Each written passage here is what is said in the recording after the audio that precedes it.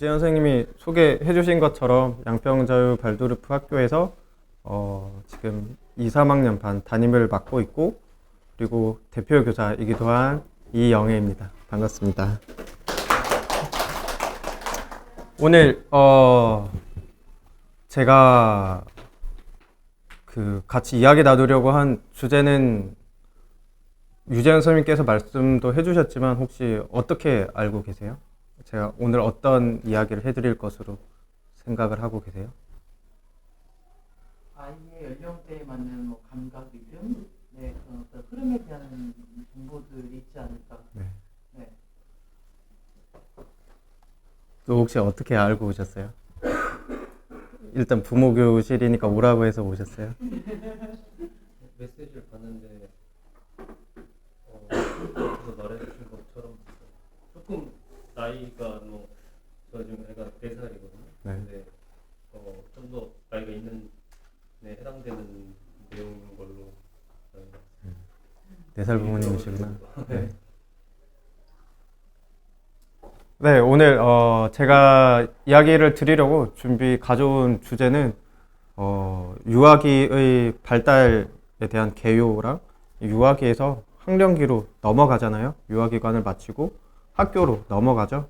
그래서 그 학령기의 발달을 자세하게 드릴 필요는 없을 것 같고, 유아기에서 학령기로 넘어가는 그쯤에서 일어나는 일들이 무엇인지, 그리고 그 전환, 어린이집을, 이 빛나는 햇살 아래 어린이집을 다니다가 학교로 다니게 될 때 그때 필요한 것들이 무엇인가, 우리가 무엇을 어른들이 좀 도와줄 수 있는가, 그런 것들을 같이 이야기해 보려고 준비를 했습니다. 그리고 이어서 수업에 대해서 수학 교육을 어떻게 하면 좋을지, 수학이 사실은 되게 어렵잖아요. 그런데 그것들을 어떻게 발도르프 교육에서 좀 풀어보는지, 그거를 말씀드리고 좀 수업에서 하는 활동들을 좀 소개해드리고, 네, 그렇게 하고 있습니다. 그리고 마지막에는 이렇게 제가 보여드린 거라든지 설명드린 내용이라든지, 또는 발도르프 교육도, 발도르프 학교도 저희 학교 정말 좋은 학교거든요. 네, 저희 학교에 대해서도 좀 물어보셔도 되고요. 네, 그런 이야기를 하면 될 것 같습니다.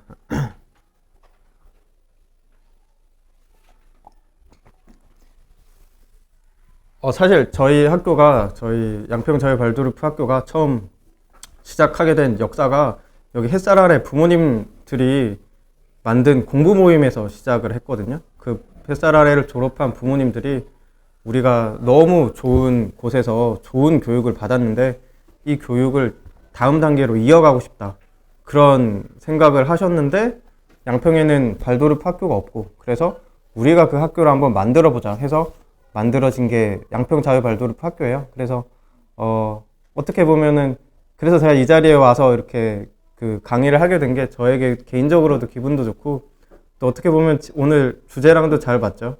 유아기관에서 그 다음 유아기에서 학령기로 넘어가는 그런 얘기를 하게 되는 것 같습니다. 네, 그러면은 일단 유아기 발달에 대해서 제가 조금 설명을 드려볼게요.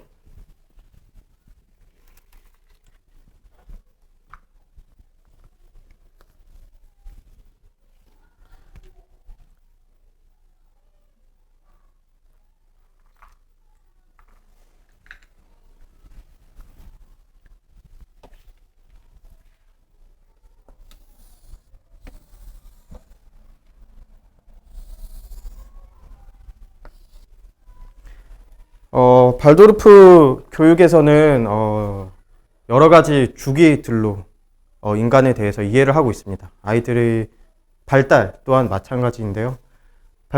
발도르프 교육에서는 여기 1주기, 2주기, 3주기 이런 식의 표현을 쓰거든요. 근데 혹시 1주기가 한 주기가 몇 년으로 구성되어 있는지 혹시 아세요? 역시 햇살 아래 훌륭한 기관이라서 부모님들 이렇게 잘 알고 계시네요. 네. 네, 제가 약간 얕봤나 봅니다. 네. 맞습니다. 발도르프 교육에서는 여기 7년 주기로 아이들의 발달을 이해하고 있습니다.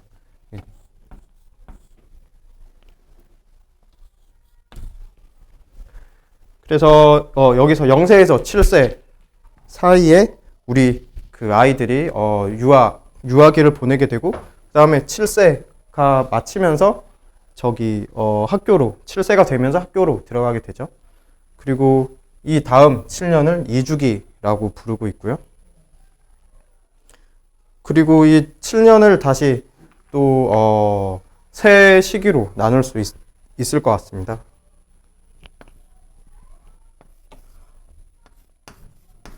보통 이렇게 또 3살, 또 3살 혹은 뭐 2살 반, 그리고 여기 5살 정도 되는 이 시기로 나누는데,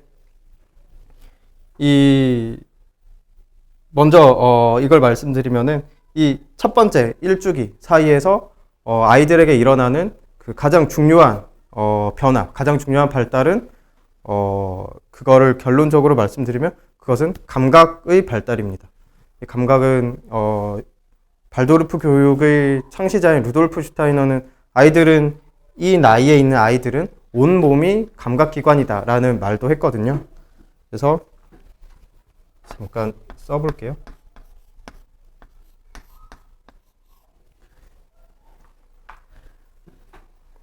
자, 이 시기 동안 감각이 쭉 발달한다는 것이고, 그리고 0세에서 3세 사이에 또 집중적으로 발달하는 또는 갖게 되는 능력이 있습니다. 그 능력은 인간에게 고유한 능력들이기도 한데요. 그게 혹시 다른 동물들과 다르게 인간이 하는 그 고유한 3가지가 있어요. 3가지가 뭔지 혹시 상상해 보실 수 있나요? 맞습니다. 네. 직립에 따른 걷기. 아이들이 걷기를 하게 되죠. 아이들이 몇 개월쯤에서 걸어요? 돌 전후로 12개월, 1년쯤 되면 그때부터 걷기 시작하죠.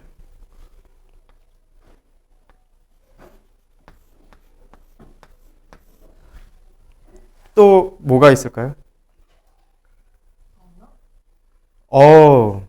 너무 잘 맞추셔서 제가 당황스러운데. 네, 맞습니다. 아이들은 말을 하죠. 다른 동물들과 다르게 인간은 말을 하고 아이들이 말을 합니다. 말을 하는 거는 몇 개월쯤이에요? 그게 사실 뭐 말을 뭐라고 정의하느냐에 따라 다르긴 하지만 좀 이렇게 뭐 단어 쓰고 더 이렇게 말같이 하는 거는 보통 2돌 정도라고 하더라고요. 말하기. 그 다음에 3번째는 뭘까요? 인간이 동물과 다른 부분. 네, 맞습니다. 이게 사실 교과서적인 얘기인데 교과서를 이렇게 체험으로 이미 다 알고 계셔가지고 제가 지금 설명하는 게 민망할 정도네요. 아이들은 걷기, 말하기,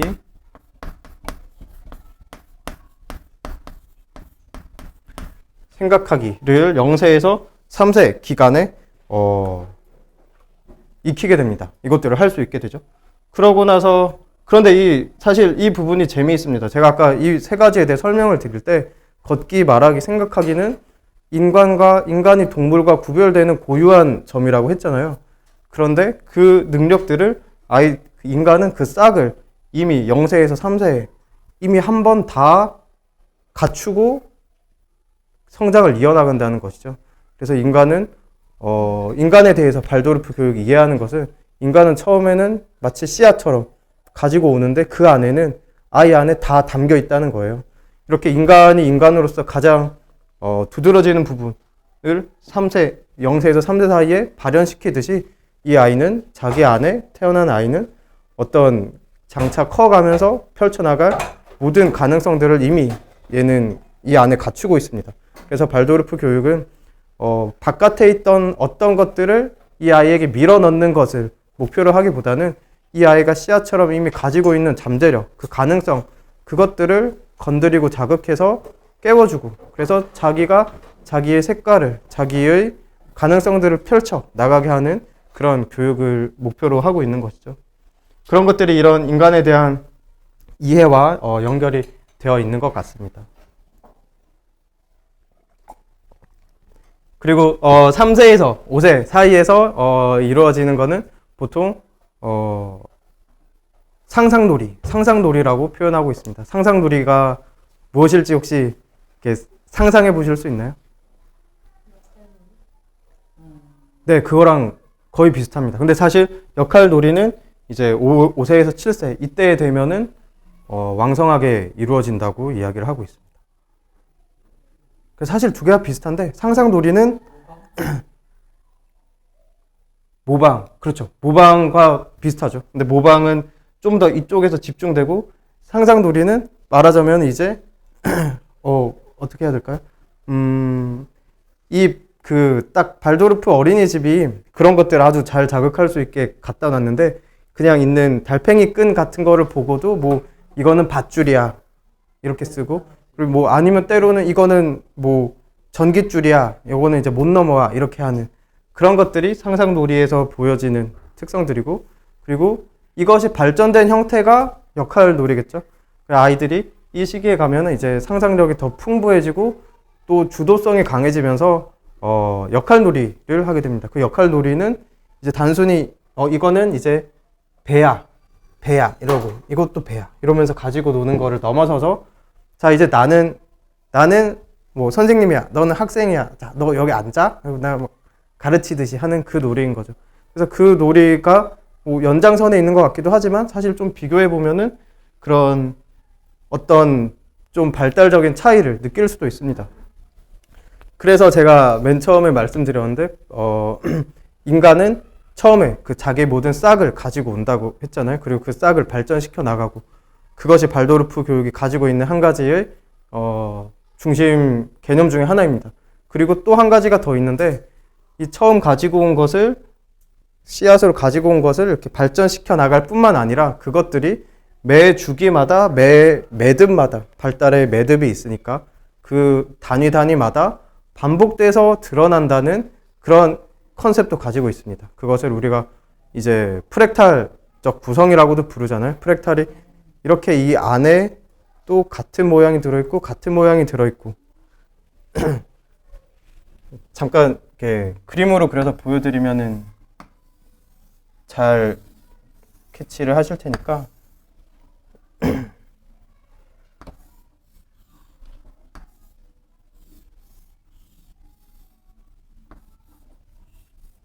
이런 식으로 별 안에 별이 있고 별 안에 또 별이 있고 그래서 중심 테마가 반복되는 그런 형태로 된다는 얘기죠.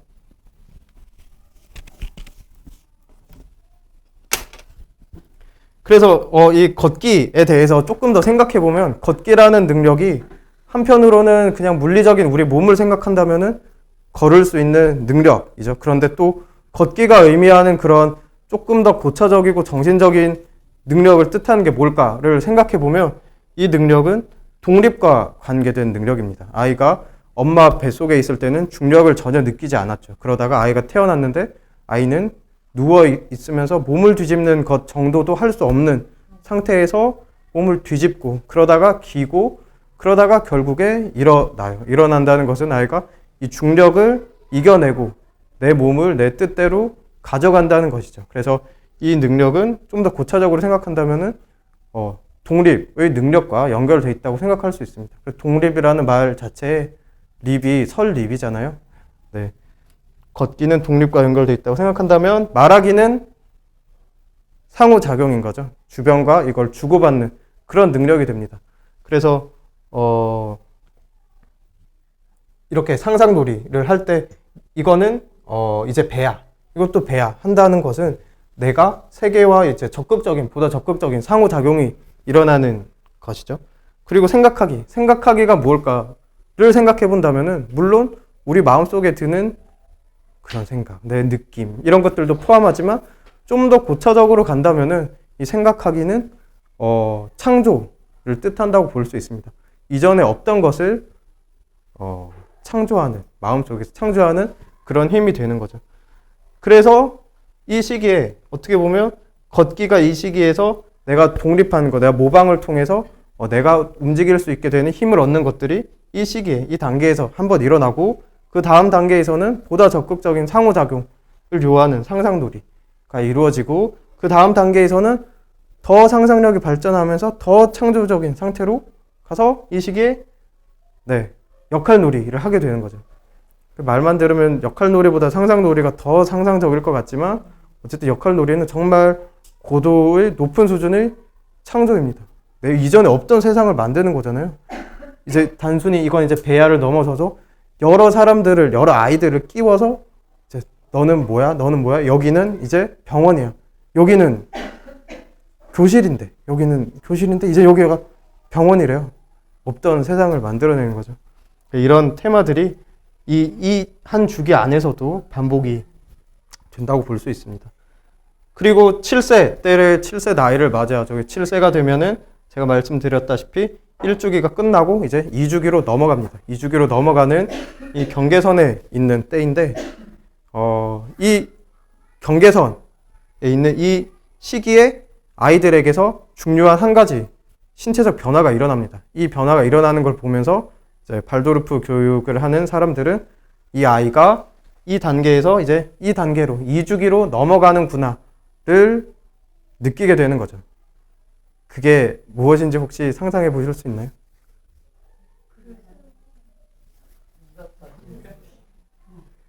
네, 이게 정답을 너무 잘 맞추시고 또 이렇게 또 뭔가 적극적으로 말씀을 하셔서 제가 약간 더 힌트를 드려볼게요. 이 신체 변화는 뭐랑 관련이 있냐면 이제 이것을 하게 됨으로써 아이들은 더 단단한 것들도 자기 안으로 가져갈 수 있게 된다는 것을 뜻하는 그런 신체 변화입니다. 이전보다 더 단단한 것도 내 안으로 가져갈 수 있게 된다. 자, 이렇게 말하니까 더 아리송한가요? 네, 그런 의미가 있고, 또 다른 의미는 이제 이 과정을 겪음으로써 알게 되는 것은 이 아이의 몸과 발도르프 교육은 몸과 마음이 긴밀하게 연결되어 있다고 생각하니까 몸과 마음이 이 조직의 형성을 끝냈다는 것은 이제 몸을 만드는 데 쓰이던 엄청난 힘을 이제 다른 데로 돌릴 수 있게 되는구나. 몸을 만드는 데 쓰이던 힘이 1차적으로 끝났구나. 몸에서 가장 만들기 어려울 기관. 그죠? 네, 사실은 앞부분에서 거의 약간 맞추셨어요. 이게 어머니께서 이갈이라고 하셨거든요. 네. 7세 때 7세 전후로 이갈이가 진행되죠. 그런데 사실 이제 저도 학교에 있으면서 보니까 뭐랄까, 요즘 애들이 이만 두서없이 나는 게 아니고 이 나는 순서도 두서없이 이렇게 빨리 이갈이를 하기도 하고 또 너무 늦게 이갈이를 하기도 하고 그러더라고요. 그래서 학교에서 이렇게 중요하게 이제 어린 아이들, 1학년, 2학년 된 아이들을 관찰해서 신경 쓰는 부분 중에 하나가 얘가 이갈이를 어떻게 하고 있는가, 이가 얼마나 빠졌는가, 또 어떤 이들이 남아 있는가, 이거를 체크하는 게 중요한 관찰 사항이기도 합니다. 그러면 이갈이가 어떤 의미를 갖길래 그것이 중요한가? 제가 아까 힌트로 아리송하게 말씀드렸는데 그 이갈이가 중요한 이유는 갖는 의미는 첫 번째는 이라는 것은 이 영구치는 인간의 뼈와 같잖아요. 그리고 인간의 몸에서 가장 단단한, 그러니까 정확하게 기관은 아닌데 하여튼 부분이잖아요. 인간의 몸에서 가장 단단한 부분이 이제 나왔다라는 것은 이 인간의 몸이, 이 아이들의 몸이 그 단단한 뼈를 만들기 위해서 얼마나 많은 힘을 썼을까요? 그렇게 힘을 쓰던 그것들이 이제 완료가 되고 그 단단한 뼈를 만들기 위해 쏟던 힘을 이제는 다른 곳으로 돌릴 수 있게 된다는 거죠. 그래서 아이들의 몸을 만드는데 1차적으로 아이들이 몸을 만드는데 그 쓰이던 힘이 이제는 어떻게 보면 자유로워졌다. 이제 그 힘은 어디론가 갈 것이다 를 뜻하는 겁니다. 아이들의 몸이라는 거는 다른 단순히 신체의 이렇게 길어지고 애들이 커지고 이것만을 뜻하는 게 아니라 감각기관, 감각의 1차 안정, 감각기관의 1차 안정을 뜻하는 것이고요. 그래서 일단 그렇고 두 번째 갖는 특징은 아이들이 이게 영구치가 낮다는 건 이제 훨씬 더 딱딱한 것도 씹어 삼킬 수 있다는, 그래서 더 단단한 것들도 소화할 수 있다는 뜻을 의미합니다. 그런 것들이 신체적으로 보면은 이 아이의 단단한 뼈가 자라고 더 잘 씹을 수 있다는 것이겠지만 이것들이 몸과 마음이 연결되어 있고 그 다음에 같은 패턴들이 반복된다는 그런 발도르프 교육의 테마를 생각을 해본다면은 이것이 정신적으로는 어떤 영향이겠는가? 아이들은 이제 정신적으로도 더 단단한 것들을 받아들이고 소화라는 게 바깥에 있던 걸 내 안으로 가져와서 내 몸의 일부로 만드는 거잖아요. 정신적으로도 더 단단한 것들을 내 몸의 일부로 만들 수 있다는 뜻이 되는 거죠. 그래서 그러면은 제가 이가리가 갖는 그 의미, 그것이 보여주는 것에 대해서 첫 번째로는 이제 그 몸을, 뼈를 만들어가던 만들어가는데 쓰던 그 힘이 이제 다른 곳으로 갈 수 있게 되었다는 것. 그 힘이 어느 방향으로 가겠죠. 그게 1번이고, 두 번째로는 이제 아이들은 보다 더 단단한 거를 씹어서 소화할 능력이 있다는 것.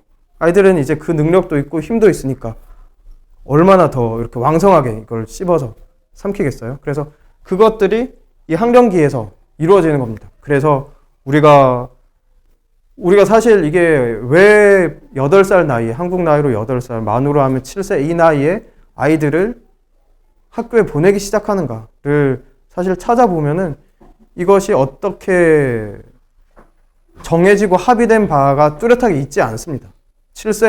만 7세부터 학교에 보내자라는 것이 뭐랄까?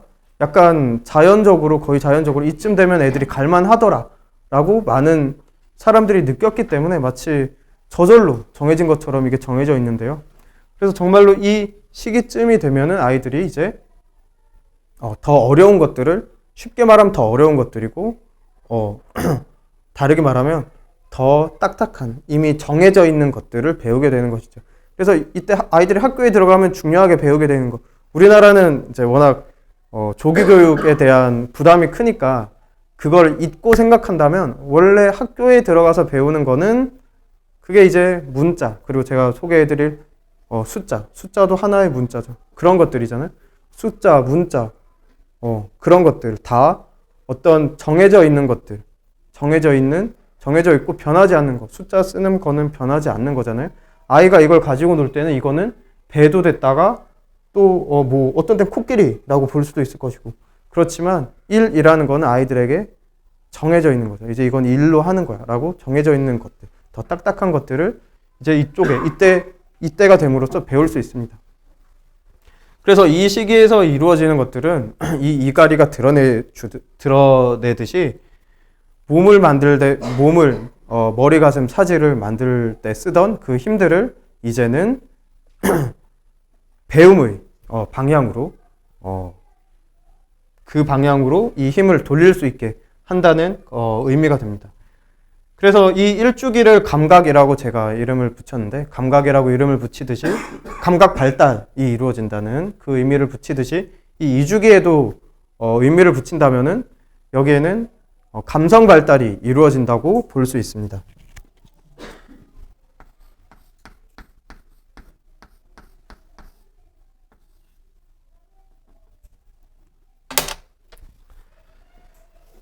여기서 감각과 감성의 관계에 대해서 조금 설명을 드리면 좋을 것 같습니다. 감성은 이제 우리가 그냥 일상적으로 받아들이기에 감성은 어떤 느낌들, 섬세하게 느끼는 것, 좋은지 얼마나 좋은지, 또 색깔을 좀 섬세하게 구별하고 음을 섬세하게 구별하고 그런 것들이라고 일상적으로는 받아들이지만, 사실 이 아이들이 감각 발달을 이루고 그 다음 단계에서 마음을 발달시킨다, 감성을 발달시킨다는 의미를 생각해 본다면은 이 감성이라는 것은 감각, 내가 이것을 느꼈을 때 받은 이 느낌, 이 부드러운 느낌, 그리고 눈으로 봤을 때 하얀색인데 약간은 따뜻할 것 같은 그런 하얀색의 느낌, 이 감각 정보들이 축적돼서 쌓였을 때 감성으로 전환이 됩니다. 그러니까 이 아이들은 처음에 그냥 이거를 봤을 때, 사람이 그냥 봤을 때 갖는 이 꽃이라고 한다면 이 꽃을 봤을 때 처음에 이 색깔도 보이고 뭐 형태도 보이고 그러겠죠. 그런 다음에 이것들이 여러 번 보다 보면은 그것에 대한 나의 좋고 싫고도 생깁니다. 나는 이 색깔은 예뻐. 그렇다는 건 나에게 좋아. 이 모양도 좋아. 라고 한다면 그런 것들이 감각 정보가 쌓여서 그런 우리 마음속에 이제 말하자면 데이터가 된다는 것이죠. 이제 정보로 들어온다는 것이죠. 그런데 제가 이 시기에 이 감각 발달이 이루어진다고 했잖아요. 그리고 아이들은 몸 전체가 감각 기관이라고도 말씀드렸습니다. 그 의미는 무엇이냐면 이때의 아이들의 감각 기관은 안정되어 있는 상태가 아닙니다. 감각이 완성되어 있지도 않고요. 그래서 이때의 감각은 감각이 안정되어 있지 않기 때문에 이거를 만질 때 갖는 느낌, 이거를 볼 때, 그리고 냄새를 맡을 때, 뜨거운 물을 마셨을 때 갖는 느낌이 그 감각이 매번 같지 않습니다. 아이들의 감각이 안정되어 있지 않기 때문에, 아직 완성되어 있지 않기 때문에, 그렇기 때문에 어떻게 보면 그것은 대단한 창조력과 상상력의 원천이기도 하죠. 내가 아침에 꽃을 보고 가진 느낌이 다르고 저녁에 꽃을 보고 가진 느낌이 다르니까 아침에는 이렇게 놀고 저녁에는 이렇게 놀 수도 있는 것이고, 그렇지만 대신에 이것은 동시에 꽃이라는 일정한 일관된 상을 마음속에 그리기 어렵다는 뜻이기도 합니다. 내가 이 꽃을 오늘 봤을 때는 이 꽃이 뭐 따뜻한 느낌이었어. 저녁에 봤을 때는 또 전혀 꽃 같지 않고 이건 칼처럼 느껴졌어. 라고 한다면 그 아이는 이 형태를 봤을 때 이것이 꽃이다. 그리고 꽃은 어떤 꽃잎들이 있고 어떤 색깔이 있고 어떤 향기가 있고, 그리고 난 그걸 보면 어떤 느낌이 들고 그것이 나는 좋고 싫고 와 연결되기보다 그런 연결고리들이 잘 이루어지지 않는다는 것이죠. 그렇다는 것은 내 마음속에 꽃이라는 것이 자리 잡기 어렵다는 뜻이기도 하고요. 그래서 이 시기에는 아이들이 그렇게 감각이 안정되어 있지 않습니다. 그렇기 때문에 감성의 발달이라는 것, 그것의 감각 정보가 누적이 되고 그거에 대한 내 태도가 생기고 그거에 대한 내 태도가 생기고 태도들이 쌓이면은 그게 자아 발달로 이루어지잖아요. 우리가 자아라고 생각하는 것들은 나는 음악에서 난 이런 게 좋아. 또 나는 이런 게 좋고 이런 건 싫고 나는 이런 걸 하려고 하고, 이렇게 그거에 대한 세계와 내가 갖는 관계 속에서 나는 어떠하다라고 정해야 하는 부분들이 자아를 이루는데, 이때까지는 내가 감각 정보를 얻는 것이 일정하지 않으니까 마음속에 그거에 대한 상이 잘 안 생기고, 그러니까 아이들이 자아가 약한 것이죠. 그런데 이 시기를 거치면서 감각이 1차 안정됩니다. 물론 아이들은 이 시기를 거치면서 또 몸이 한번 정리가 되죠. 그래서 2주기가 끝날 즈음에는 이제 여기도 마찬가지로 이렇게 나눈다면은 이쯤을 우리가 발도르프 교육에서는 자아가 발달하는 그런 중요한 시기로 보고 있고, 이쯤이 되면은 아이들이 사춘기에 돌입하기 시작하죠.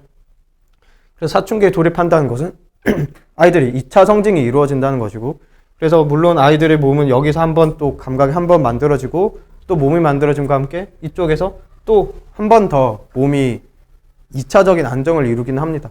그렇지만 어쨌든 여기서 감각이 1차 안정됨으로써 아이들은 감성이라는 것을, 내가 이 대상과 갖는 일관된 상에서 나오는 나의 태도, 그것이 내 좋고 나쁘고 어떤 게 내가 어떤 반응이 일어나고 좋고 나쁘고도 더 세분화되잖아요. 그런 것들이 생긴다는 것이 이 감성이 발달한다는 시기의 의미가 됩니다.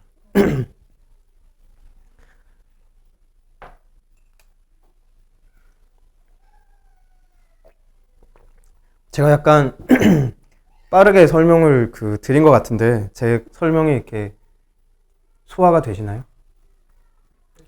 네, 괜찮죠? 다행이네요. 네, 그러면 이 시기라는 것은 그러면 결국에 1주기에서 2주기로 넘어간다는 것은 아이들의 감각이 이제 안정됨으로써 그것들을 내 마음속에서 일관되게 상으로 가져갈 수 있는 때라는 의미라고 제가 설명을 드렸습니다.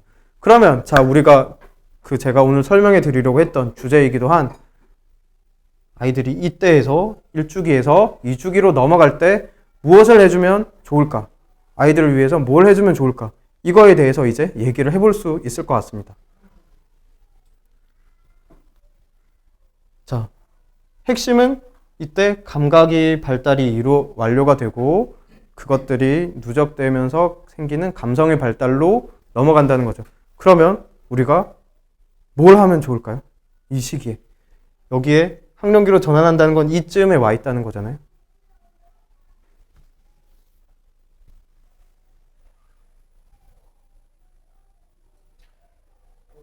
당연히 감각과 관련이 있습니다.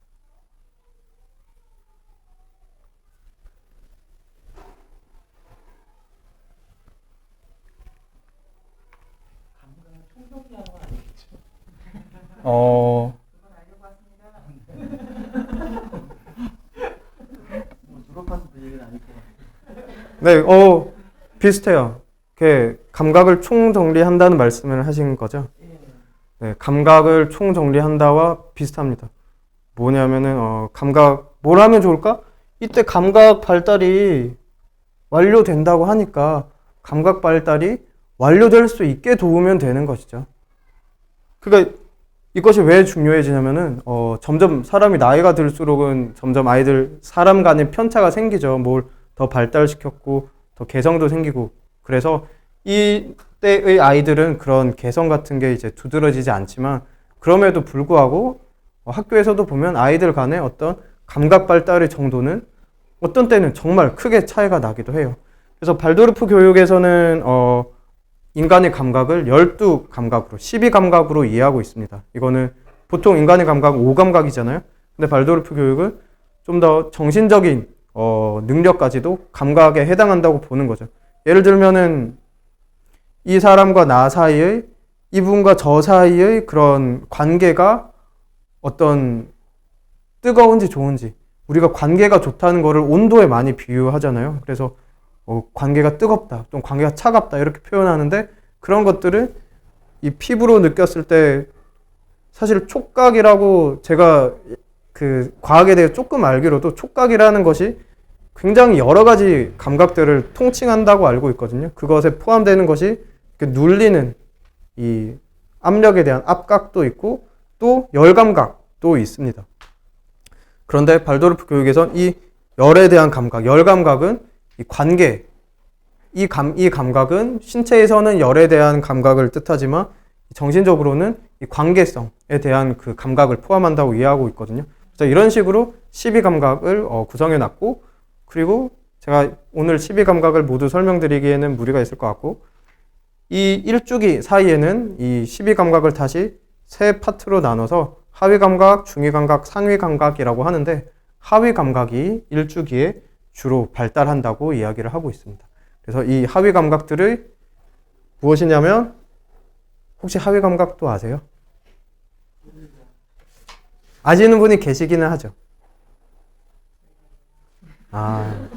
다행입니다. 네, 이것까지 아시면은 제가 굳이 필요가 없을 것 같아서 하위감각, 발도르프 교육에서 이해하는 하위감각은 촉각은 이제 최초로 이제 어머니로부터 분리되면서 내가 세상과 분리되었다는 걸 느끼면서 발생한 촉각. 그다음에 생명감각, 내 몸이 어떤 심장이 뛰듯이 심장이 한 번은 수축하고 한 번은 이완하고, 인간의 호흡도 들이쉬고 내쉬고, 이렇게 이 패턴으로, 이 들고 남의 패턴으로, 음량이라고 부를 수 있는 그런 패턴으로 이루어져 있잖아요. 그 리듬 속에서 내 몸이 이렇게 내 안에 가득 차 있다는 거를 느끼는 그런 생명 감각.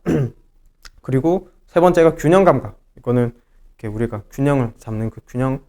세 번째가 균형 감각이 아니고, 열심히 쓰시는데 제가 죄송합니다. 고유 운동 감각입니다. 고유 운동 감각은 아이들이 처음에 몸을 이렇게 움직일 때 고유 운동 감각이라고 하는데, 애들이 뭐랄까 의미를 갖고 목적성을 갖고 이렇게 버둥댈 때 이렇게 팔을 움직이거나 하는 게 아니잖아요. 얘들도 자기가 의도하지 않게 몸이 움직이기 때문에, 그리고 그런 것들이 아이들에게 조금 불안감을 주기 때문에 사실 갓난 아기들은 이렇게 몸을 감싸 놓기도 하는 것이고요. 그리고 그거의 또 다른 의미는 촉각을 제공하는 거죠. 너가 이렇게 분리되어 있지 않다라는 거를 느끼게 해주려고. 그래서 어쨌든 내가 내 몸을 내가 의도하는 대로 움직여 갈 수 있게 하는 고유 운동 감각, 이 세 번째고, 네 번째는 균형 감각입니다. 균형 감각은 우리가 이제 알고 있는 균형 감각이고요.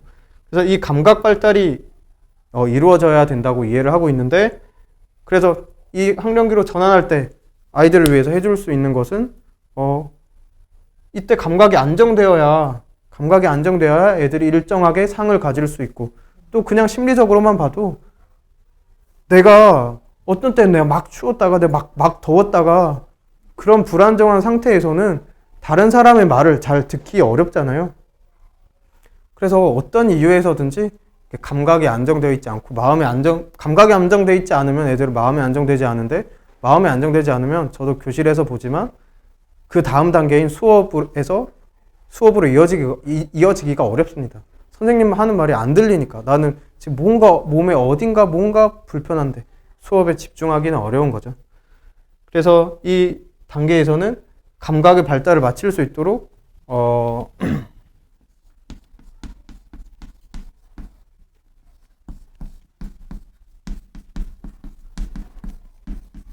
돕는 것이 필요합니다. 그래서 이런 활동들이 뭐가 있겠는가? 주로 제가 아까 말씀드렸던 게 촉각, 그 다음에 생명 감각인데, 이거는 아주 어릴 때부터 발달하는 감각이고, 사실 촉각과 생명 감각에 어떤 모자란 부분이 있는 아이들도 있습니다. 그런데 그럴 경우에는 조금 더 사실 많은 고려와 도움이 필요해지고요. 대개의 경우에 아이들이 갖는 편차는 고유운동 감각과 이제 중요하게는 균형 감각에서 차이가 많이 납니다. 8살이 되어서 학교에 입학한 1학년 아이들을 보면은 그 편차가 주로 드러나는 곳이 균형 감각이거든요. 그러면 이 균형 감각까지 발달할 수 있게 아이들을 도와줘야 되는데, 그러면 균형 감각을 도울 수 있는 게 뭘까요?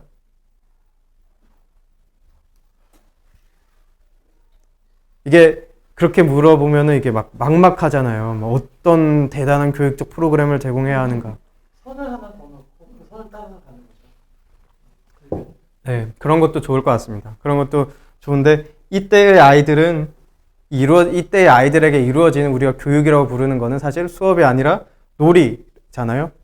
그래, 놀이라는 걸 생각해 보면 아이들은 사실은 놀이의 형태로 자연스럽게 자기에게 필요한 그 균형 감각들을 스스로가 채우고 있습니다.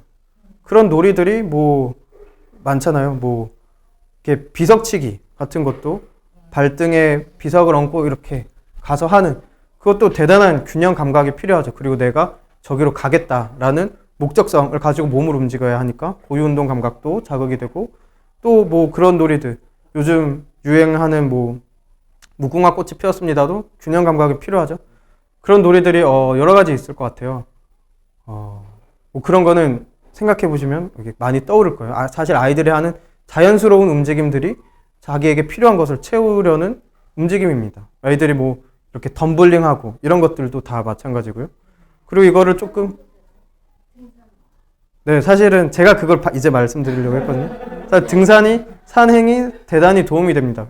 그래서 제가 알기로도 햇살 아래에서 이렇게 요일을 정해서 산행을 하는 걸로 알고 있는데요. 이게 여기 있는 이런 바닥은, 그리고 바깥에 있는 도보, 아스팔트는 굉장히 평평하게 만들어 놓죠. 그래서 균형 잡기 쉽게 만들어 놨습니다. 그것이 어른들에겐 편하기 때문에. 그런데 대신에 아이들한테는 그게 균형 감각을 훈련하고 이렇게 시험하기에는 조금 부적당해지는 거죠.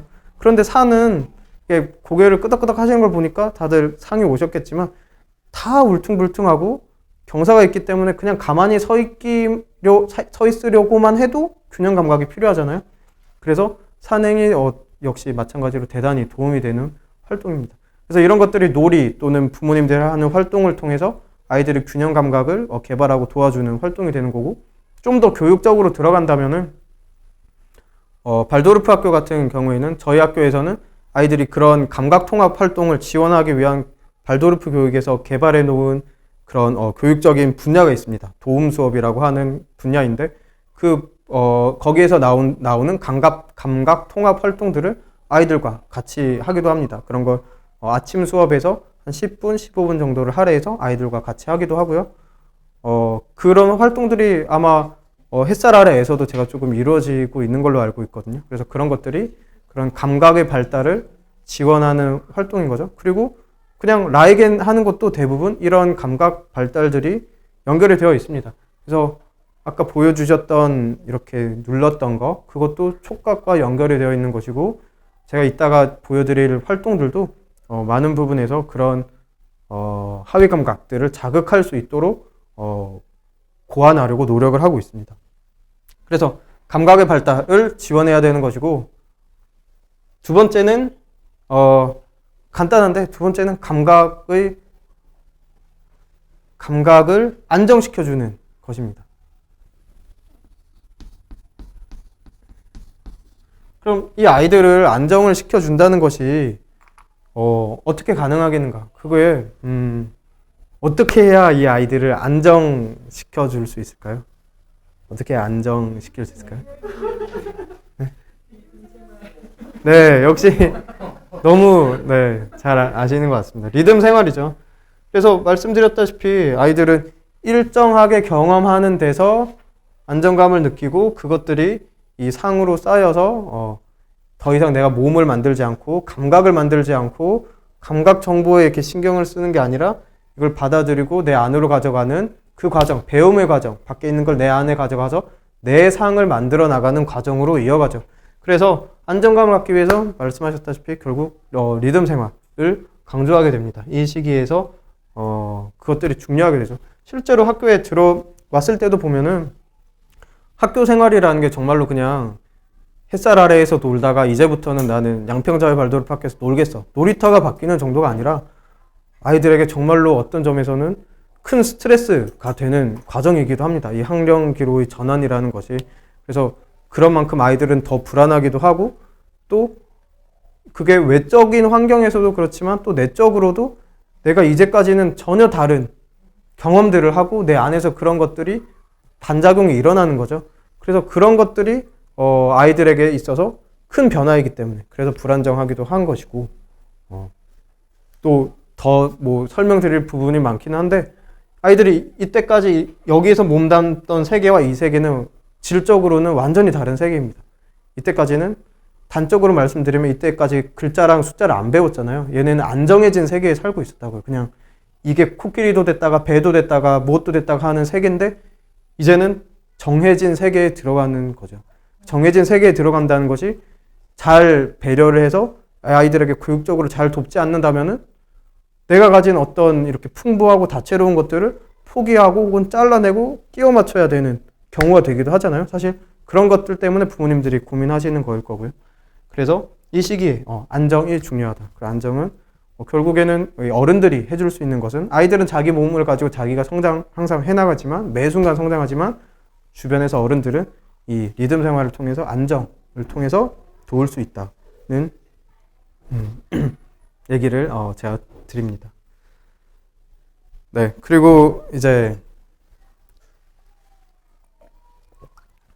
잠깐 제가 빠르게 설명드린 부분을 잠깐 이렇게 매듭을 지으면은 결국에 1주기에서는 감각 발달이 이루어지고 2주기에선 이 감각의 누적으로 내 안에 상을 만드는 감정 발달이 이루어집니다. 근데 감정 발달이란 이것이 일관되게 안정된 상태로 감각을 습득하는 그 능력에서 오기 때문에 그것을 위해서 학령기로 넘어갈 때 우리는 아이들이 감각 발달을 충분히 마칠 수 있도록 1차로는 그걸 도와야 되고 2차로는 그 상태가 안정되도록 도와줘야 아이들이 내 마음속에 상을 잘 만들어 간다는 거죠. 상을 만들어 간다는 말이 다른 말이 아니라 그냥 선생님이 말하면은 저거 뭐지? 하고 잘 듣고 그걸 자기가 한번 해보고 수업을 잘 듣는다는 얘기죠. 이거는 제가 교실에 있으면 정말로 많이 느낍니다. 아이들이 안정이 되어 있는지 아닌지, 몸과 마음이 안정되어 있는 아이와 그렇지 않은 아이는 수업에 대해서 반응하는 게 사실은 정말 다릅니다. 그 안정된 아이들은 이게 사실 부모님들이 저희 학교에서 입학을 고민할 때 많이 물어보시는 건데 어떤 평가라든지 어떤 당근과 채찍 이런 것 없이 아이들을 공부시키는 것이 가능하냐는 질문을 많이 하시는데 제가 경험을 해보면 가능합니다. 왜냐하면 아이들은 사실 생각해보면 당연한데 그 배우는 거를 재밌어해요. 새로운 걸 안다는 걸 아주 즐거워합니다. 그리고 뭔가 이렇게 보여주면은 자 이거 봐봐 선생님 이거 한번 그려볼게. 봐봐 이렇게 해서 뭐 이렇게 그린다. 그럼 이걸 보고 뭐야 나도 해보고 싶은데 라는 반응이 저절로 나옵니다. 이 형태가 이 활동이 그 아이의 발달에 맞다면은 발달에 맞다라는 뜻은 이 아이가 지금 발달하는데 필요하다는 뜻이죠. 키가 크려는 아이는 이 마그네슘이 들어간 음식을 찾기 마련인 것처럼. 그래서 그럼 당연히 우유를 마실 때 즐겁고 그냥 좋게 마시듯이 공부도 수업도 즐겁게 받아들입니다. 그런데 이게 안정이 돼 있지 않으면은 들을 생각이 없기 때문에 그럼 그때부터는 갈등이 시작되는 거죠. 이거를 해라, 안 할래, 어떡할래. 그렇게 되면은 많은 외적인 수단들이 사실 필요해지고 그러다 보니까 공교육에서 많이 발전시킨 제도가 이게 뭐 평가 같은 거 또 여러 가지로 가는 이제 당근과 채찍 뭐 잘했어요 스티커 뭐 붙여준다든지 그런 것들로 아이들을 움직이게 하는 것이죠. 그런데 그런 것들은 아까 이 테마에서 말씀드렸지만 발도르프 교육은 아이들이 자기의 내적 동기를 가지고 자기의 모티브를 가지고 자기의 내적 동기로 움직이게 하는 것에 교육에 초점이 가 있기 때문에 그것과는 사실 또 다른 방법을 쓰려고 하고 있습니다. 네, 그게 제가 말씀드렸던 내용이었고요. 그리고 발도르프 학교에서 이루어지는 수학 수업에서 저학년에서 이루어진 수학 수업 수놀이에 대해서 조금 소개를 드리면 좋을 것 같습니다.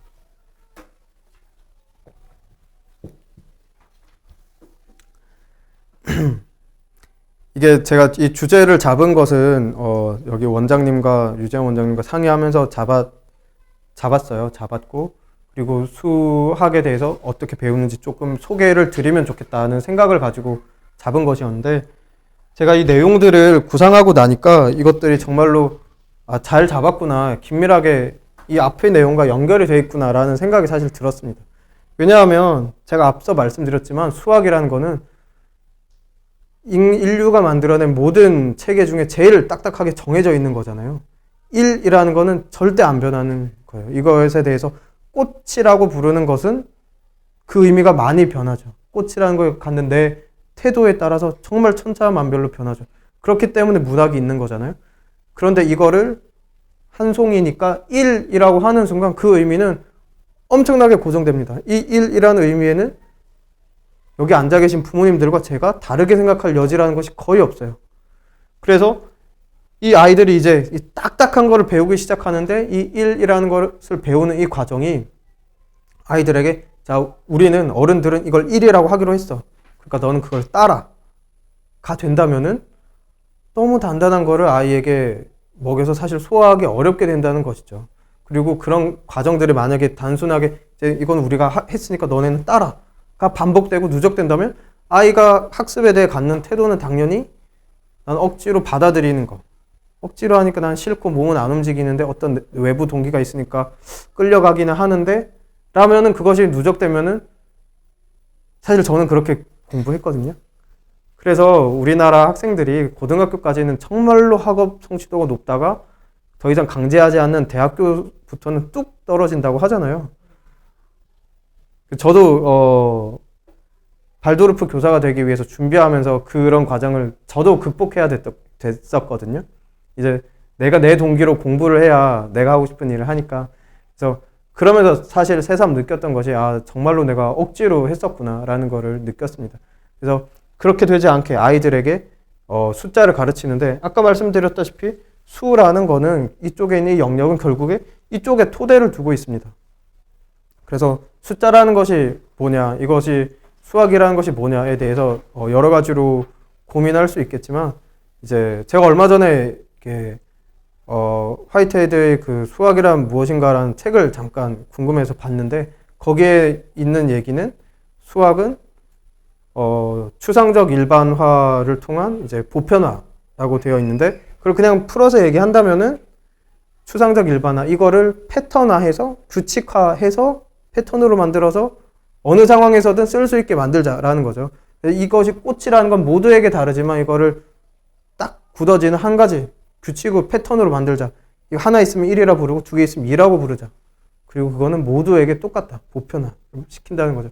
그런 과정인데 그런 과정이기 때문에 이것이 아이들에게 이 어떤 세계에 대한 경험에서 오는지를 떼어버리고 그냥 들어간다면은 아이들은 그냥 부호를 외우는 거죠. 단순히 1, 2, 3, 4, 5, 6, 7, 8, 9라는 부호를 외우는 것인데 그렇지 않고 이 1이라는 것이 무엇을 뜻하는 것인지 아이들이 잘 경험할 수 있게 가르친다면은 그때는 아이들이 이 감각 경험을 가지고 수라는 세계에 진입을 할 수 있다고 발도르프 교육에서는 생각하고 있습니다. 그래서 그러면 그걸 어떻게 할 것이냐, 이 너무 멋진 말을 그러면 어떻게 할 것이냐를 보여드려야 되잖아요. 그래서 그걸 조금 소개해 드리려고 했는데 또 유재한 선생님이 사실 앞에서 너무 멋진 거를 보여주셨어요. 그것들이 다 그런 것들이거든요. 그래서 수라는 것이 맨 처음에는 세상과 연결되어 있고 그 다음에 수색이라는 것이 필요합니다. 아이들이 1, 2, 3, 4, 5가 그냥 A, B, C, D, E 같은 부호가 아니라 이게 하나 있어. 이것이 1이고 하나, 둘, 두 개고 하나, 둘, 셋, 세 개고가 수세기가 돼야 돼요. 그래서 그런 것들을 돕는 활동들을 많이 하게 되는 것이죠. 그래서 제가 이제 저희 학교에서 하는 노래를 이렇게 하나 보여드리려고 가져왔는데 하나를 부르지 개암나무 열어라 하나는 무엇일까 하나는 하늘이지 언제까지 하나 둘은 부르지 개암나무 열어라 둘은 무엇일까 둘은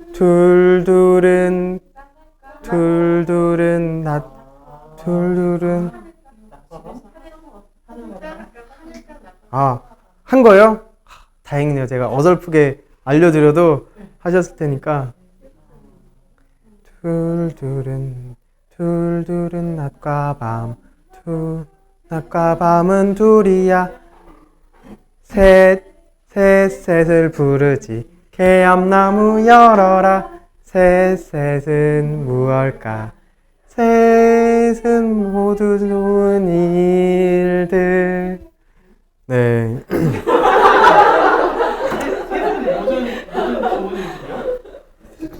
셋은 모든 좋은 일들입니다.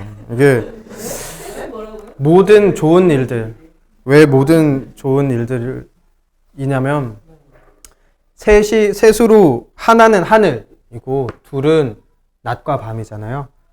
해와 달 해도 되고 하늘 땅도 할 수 있어요. 그 셋은 자연의 셋으로 되어 있는 게 무엇이 있을까요? 셋은 트라이앵글도 있고 아이들이 은근히 이 답을 편하게 많이 하는데 둘에서 아이들이 많이 하는 얘기가 세상에 둘러댄 게 뭐 있어? 하면 뭐 해와 달 낮과 밤도 나오지만 아이들이 즉각적으로 자주 나오는 게 엄마랑 아빠 나와요. 사실 당연하죠. 아이들에겐 그게 해와 달보다 더 중요하기 때문에. 그래서 셋으로 가면은 셋은 뭐야? 하면은 네, 엄마 아빠 나가 나옵니다. 엄마 아빠 나. 네. 아이들의 의식이 그렇습니다. 형제가 있어도 그 형제는 완전히 전혀 뭐 살을 물어도 형제는 안 나옵니다. 왜냐면 이때 아이들에게는 엄마 아빠 양자구도 사실은 뭐 엄마가 더 이렇게 영향력이 있죠. 엄마의 존재감이 더 크고 그리고 아빠까지 하고 그리고 나가 돼서 나가 너무 중요하고 또 세계가 되는 것들을 생각해 보면 또 뭐 하늘, 땅, 사람 이런 것들이 되거든요. 그래서 3이라는 구조가 되게 하나의 안정된 구조를 가지고 있어요. 그래서 3이 들어간 걸 찾아보면 그래서 뭐 삼국지 하잖아요. 이게 균형을 이루기 위해서 필요한 최소 단위 솥발이 3개가 돼야 솥이 바로 설 수 있다. 삼각대, 삼각다리 있잖아요. 그래서 그런 것들 애들이 떠올리면은 찾아보면 애들이 이렇게 자연스럽게 말을 한대요. 3개가 된 거는 다 좋은 거네? 왜냐면 그게 1차 균형이 되니까. 그래서 애들이 다 좋은 거다. 그래서 모든 좋은 것들. 네. 네, 있어요. 네. 제가 이거를 혼자 그렇게 열심히 불렀는데 이게 참 노력이 무색하게 넷넷을 부르지 넷넷을 부르지 개암나무 열어라 넷넷은 무엇일까 넷넷은 봄, 여름, 가을, 겨울 네. 제가 이렇게 어설프게 해도 귀엽게 봐주셔서 너무 감사합니다. 네. 그래서 이런 것들을 하고요. 그 다음에 또 이런 이 리듬 활동, 이 노래들이 그리고 이 활동들이 의도하는 바는 아이들이 이 1이라는 것이 그냥 A, 또는 뭐 가처럼 이렇게 하늘에 떠 있는 부호가 아니라 이것들이 나와 세계와 연결되어 있다는 걸 알려주려고 하는 거예요. 그래서 그 상을 심어주려고. 1은 뭐야? 하늘이야, 해야, 뭐 그런 거. 하늘, 해. 네. 1은 하나는 하늘이고 해야. 둘은 땅이고 달이야. 셋은 사람이야. 또 엄마 아빠 그리고 나야. 이렇게 사는 뭐야? 돌고 도는 사계절 있고 또 네, 동서남북. 애들 동서남북 얘기할 때도 있어요. 동서남북도 되고. 네. 그리고 그럼 5는 뭐야? 아이들과 하는데 다섯은 무엇일까?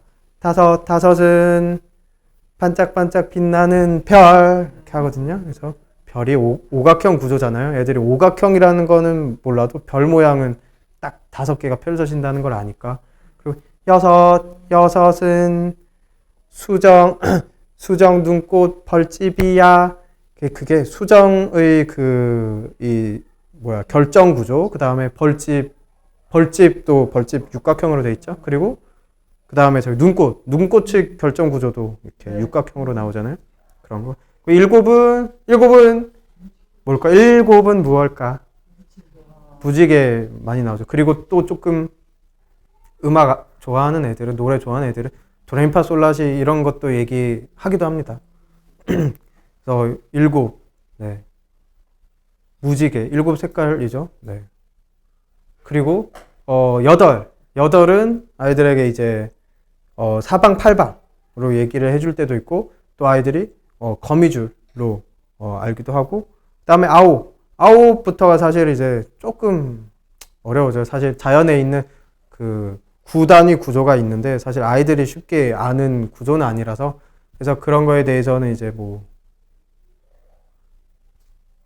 이렇게 저희 학교에 있는 1학년 선생님은 이제 9곡에 넘는 이야기로 아이들에게 알려주셨더라고요. 9곡에 넘는 아마 이야기가 있을 거예요. 그래서 9곡에. 그래서 아홉은 하면은 애들이랑 다 같이 이거를 한 곡에, 두 곡에, 세 곡에, 네 곡에, 다섯 곡에, 여섯 곡에, 일곱 곡에, 여덟 곡에, 아홉 곡에까지 띄워야 돼요.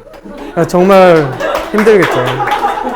그리고 열 하면 이제 10손가락 이렇게 하면서 가르쳐 줍니다. 이것은 그래서 수가 나와 분리되어 있는 부호가 아니라 세상 속에 있고 그것이 나와 연결되어 있다는 걸 아이들에게 상을 주려고 하는 것이고요. 그리고 그 다음에 하는 활동은, 그 다음 단계는 아이들이 수세기로 넘어가야 됩니다. 수세기가 제가 아이들을 이렇게 조금 지도를 해보니까 느끼는데, 수세기가 너무 중요한 게, 일단 이 1, 2, 3, 4, 5, 6, 7, 8, 9, 10에 대한 상을 한번 가지면은 우리가 10진법이니까 한번 이 의미가 한번 매듭이 되죠. 사실 1부터 9까지 배우면 세상에 있는 모든 수를 다 배운 거잖아요. 0까지 배워서 1, 2, 3, 4, 5, 6, 7, 8, 90 하면 모든 수를 배웠어요. 이 다음 수는 이거를 가지고 다 만드는 거니까. 그래서 수가 뭔지 한번 배우고, 그 다음 단계로는 수세기로 넘어가야 됩니다. 수세기가 뭐냐면 그냥 2 다음에 3이 오고, 그 다음 4가 오고, 11 다음엔 12가 오고, 33 다음엔 34, 35, 36, 37 간다는 걸 아는 거예요.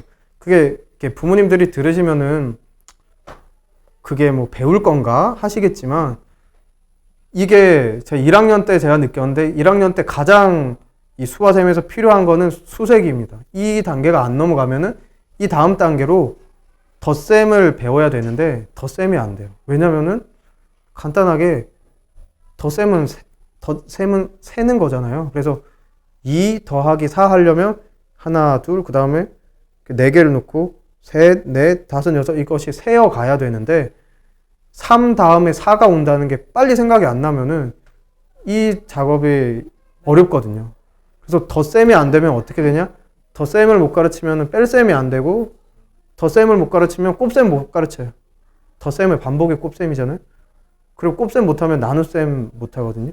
그럼 사친 연산이 어려워지고, 그게 어려워지면 기초 계산이 어렵잖아요. 그러면은 그 다음에 분수로 들어가야 되는데 분수 들어가기 어렵고, 그래서 무시 못하는 게 이 수세기더라고요. 그래서 수세기가, 그런데 이게 재밌는 게 뭐냐면 되는 애들은 돼요. 그러니까 어떤 애들은 그냥 이거를 딱 보면은 그 세요. 어떤 애들은 그냥 1, 2, 3, 4, 13개 되는데 어떤 애들은 아까 제가 말씀드렸잖아요. 수라는 거는 다른 어떤 고유한 특성 다 날리고 패턴화해서 일반화한 거라고. 이거를 다른 이거 네모나고 이거 보라색 다 빼고 1이라고 하기로 한 거라고. 근데 어떤 애는 이걸 보면 절대 1이 안 떠오르는 거예요. 왜냐면 이건 보라색이고 이거는 파란색이야. 이거는 2가 아닌 거예요. 얘한테는. 이건 보라색이고 파란색이고 얘가 더 예뻐.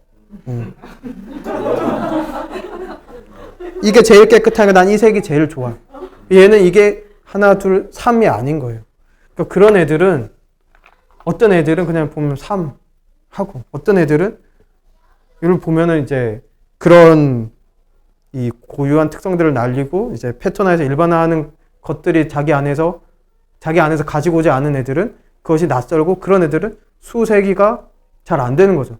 그럼 얘네가 제가 이걸 정말로 느꼈는데 자연스럽게 이게 웃긴 얘기인데 뭐랄까 수포자라 하잖아요.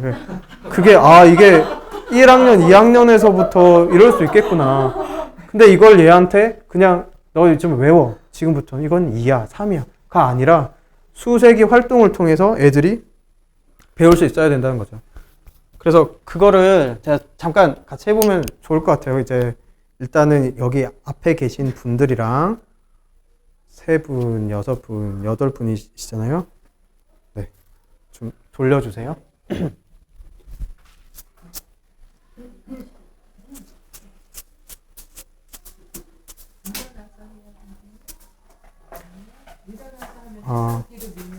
앉아서 해도 돼요. 네, 감사합니다. 이게 발도르프 학교에서는 콩주머니인데 이거를 정말로 교육용으로 많이 쓰는데요. 이거를 이 수세기를 할 때도 쓸 수 있습니다. 뭐 맨 처음엔 저도 같이 앉아서 할게요. 첫 단계는 너무 이제 간단하죠. 애들 처음 수를 배우면은 처음에는 이제 10까지 배우고 조금 더 확장하면은 한 19까지 배웁니다. 그래서 20을 넘어가지 않게 배우는데 그 정도에서 수를 센다고 하면은 이제 같이 이렇게 해볼게요. 이게 뭐 어렵지 않죠?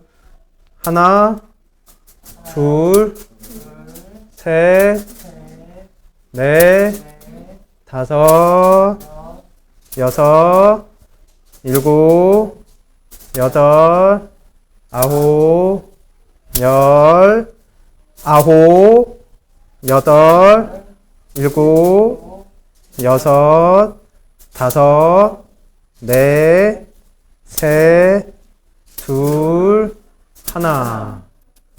이게 제가 만약에 시간 여유가 더 있었으면은 어떠셨는지 어떤 느낌이 들었는지 여쭤봤을 것 같아요. 근데 이게 우리는 어른이니까 그냥 하라고 하니까 그냥 했을 수 있지만 사실 이게 이런 형태의 교육적 교구를 발도르프 교육에서 개발하는데도 이렇게 의미는 있거든요. 애들이 단순히 공을 잡고 한다는 거에 아이들이 아직 손의 그런 소근육, 협응이 발달했지 않기 때문에 공 던져서 잡는 거 어렵습니다. 3학년 아이도 테니스 공 튀겨서 잡는 거 어렵습니다. 근데 이건 훨씬 쉽게 잡을 수 있어요. 아무 때나 잡아도 잡히거든요.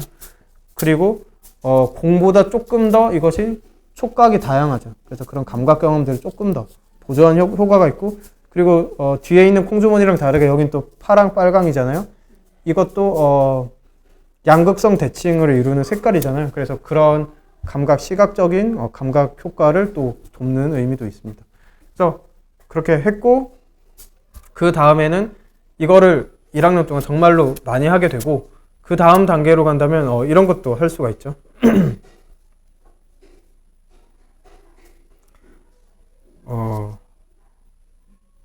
하나, 둘, 셋, 넷, 같이 해볼게요.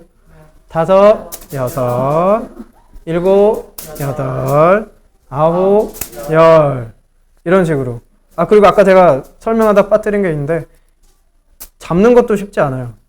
이거 잡는 것도 감각 발달이 더딘 아이들에게 쉽지 않습니다. 지나가면은 조금 더 발달하면 한 손으로 잡기 하는데 한 손으로 잡기도 아이들이 쉽지 않고, 조금 더 하면은 아이들의 몸에는 이 수직 기준선이 있어서 이게 하나의 마치 장벽처럼 돼 있죠. 그래서 이쪽이 따로 안 움직이잖아요. 우리가 재미로 하는 뭐 이런 게 잘 안 되잖아요. 이게 같이 움직이는 게 그 기준선이 마치 장벽처럼 돼 있어서 그런데, 그래서 이 선을 넘어가는 거 또 할 수 있죠. 하나, 둘, 셋, 넷. 아이들이 이것도 하나의 어려운 과제입니다. 네. 그리고 이게 손으로 던지고 눈으로 쫓아가야 되잖아요. 그런 것들이 아이들의 발달을 다 돕는 거죠. 네, 그런 걸 하고 이걸 이렇게 하나, 둘 하는 다음 단계로는, 자, 우리 이제 이게 콩주머니가 하늘에 있을 때는 작게 말하는 거야.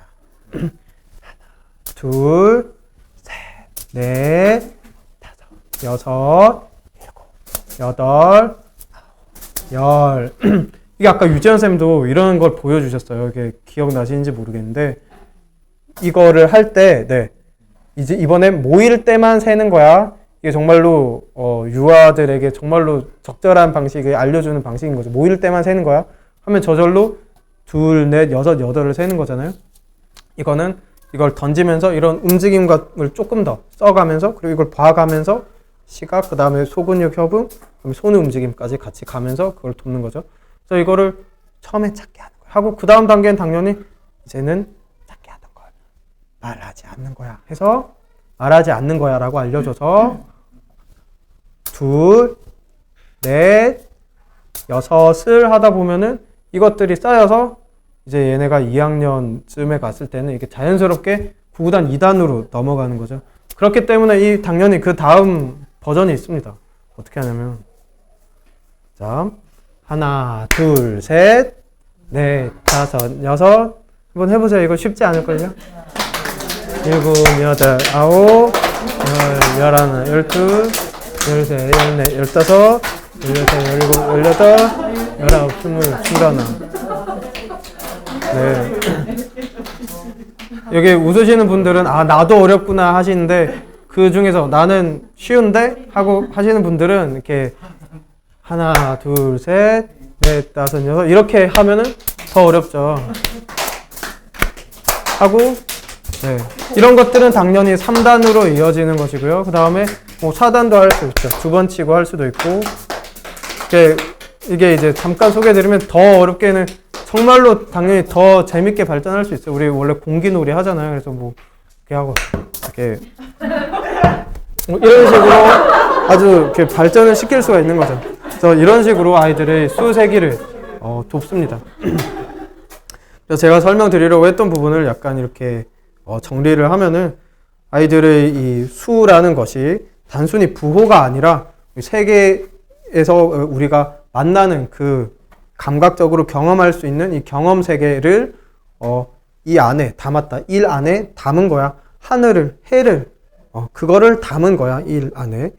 이 안에는 하늘과 땅을 담은 거야. 를 알려주기 위한 그런 활동들이 개발이 되어 있는 것이고, 그 다음에는 수색인데 1, 2, 3, 4, 5가 그냥 단순히 외우는 순서가 아닌 거예요. 뭐 그냥 뭐 김수, 한무, 거북이와 두루미 하듯이 외우는 1, 2, 3, 4, 5가 아니라 1이란 거는 이렇게 한번 내 눈앞에서 한번 넘어갔어. 또는 내가 한번 쳤어. 또는 이렇게 내가 한번 했어. 이거 셀 수 있게, 실제로 셀 수 있는 세는 경험들이 1, 2, 3, 4, 5, 6, 7, 8, 9 안에 들어가 있다라는 거를 알려주는 그런 경험들인, 그런 활동들인 거죠. 그래서 이런 활동들을 통해서 아이들에게 처음에 발도르프 학교에서 수학을, 이때는 아직 수학이 아니고 수죠. 수와 셈하기를 가르치게 됩니다. 그리고 이런 것들이 말씀드렸지만, 이런 것들이 원래 수학을 좀 잘하게 태어난 애들은 그냥 잘해요. 그냥 쓱 보고 할 줄 알고. 걔네들은 뭐 교사가 그런 애들을 위해서 필요한 거는 조금 더 다음 단계를 이렇게 일깨워주면서 자극시켜주는 정도를 해주면 되죠. 그런 애들과는 그렇게 가면 되는데, 이렇게 색깔을 보면서 1을 생각하는 것이 아니라 이건 보라색이고 모양이 예쁘고를 생각하는 아이들은 그냥 이건 1, 2, 3, 4, 5야. 외워. 로는 안 된다는 거예요. 얘네들에게는 이것이 감각 경험에 이거 연결돼 있어. 하나는 하늘이야.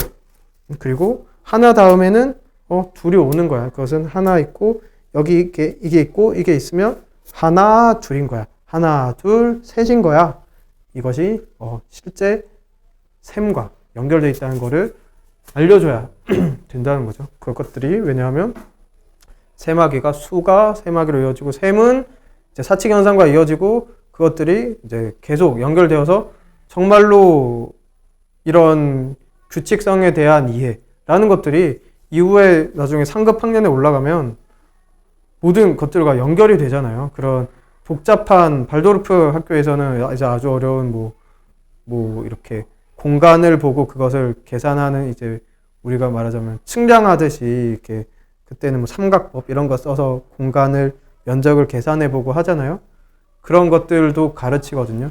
그래서 그런 것들로 이어지는 토대는 이쪽 감각 경험을 베이스로 한 것들로부터 그렇게 어려운 내용까지 이어간다는 그런 설명을 제가 좀 드렸습니다.